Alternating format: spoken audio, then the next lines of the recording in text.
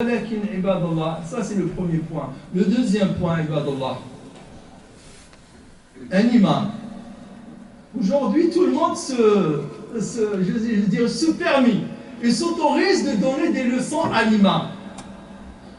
Moi, il n'y a que deux lois qui me donnent conseil. La loi d'Allah, ce qu'elle me permet de dire et ce qu'elle m'interdit de dire, et la loi établie, la loi française. Les désirs, les dires, les desiderata, les envies de X ou d'Y ne m'importent rien pour moi. Donc ce que me permet la loi de dire, je le dis. Et ce que la loi m'interdit de le dire, je ne le dirai pas. Donc, ça c'est d'une part. Et d'autre part, éthiquement, déontologiquement, si je dois parler du vote, il m'est interdit de citer le nom d'un parti politique ou d'une personne. Donc je ne vous dirai pas voter pour un tel parti ou voter pour une telle personne. Je me l'interdis. La loi ne me l'interdit pas. Je peux le dire. C'est pas interdit. Et aussi, les enseignements de l'islam ne me l'interdisent pas. Explicitement, je veux dire. Mais ce n'est pas quelque chose que l'imam pourrait faire sur le débat.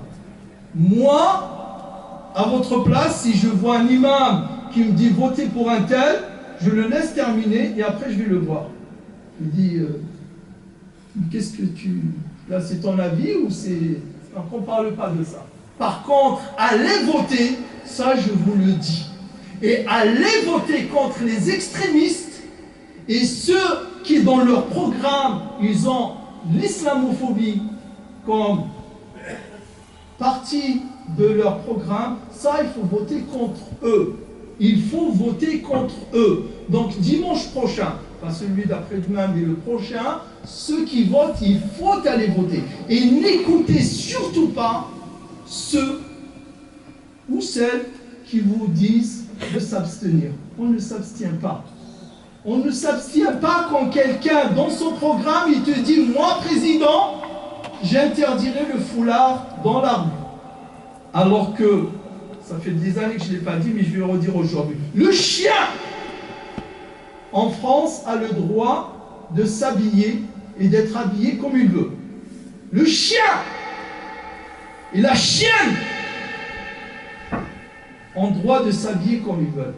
Comment on peut l'interdire à une femme? Comment on peut l'interdire à une femme? Mais certains se permettent et s'autorisent à le dire.